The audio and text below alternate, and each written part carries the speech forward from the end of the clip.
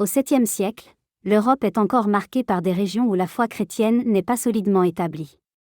C'est dans ce contexte que naît Rupert vers 650 dans une famille noble. Très tôt, Rupert reçoit une formation chrétienne solide.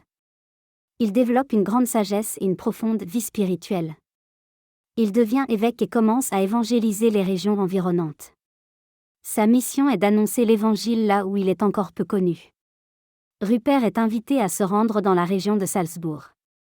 À cette époque, cette région est en grande partie en ruine après des conflits. Avec courage, Rupert décide de s'installer dans cette région. Il voit dans ces ruines une opportunité de reconstruire. Il commence à prêcher et à enseigner. Peu à peu, les habitants se convertissent et adoptent la foi chrétienne. Rupert fonde des monastères et organise la vie chrétienne. Il établit des centres de prière et d'éducation. La tradition rapporte plusieurs miracles associés à sa mission. Des bénédictions et des guérisons sont attribuées à sa prière. Grâce à son travail, Salzbourg devient un centre important de la foi chrétienne en Europe.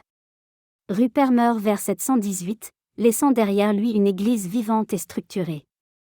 Inspirons-nous de Saint Rupert pour avoir le courage de reconstruire même dans les situations difficiles, pour vivre la foi avec persévérance et pour être des témoins de lumière dans notre monde.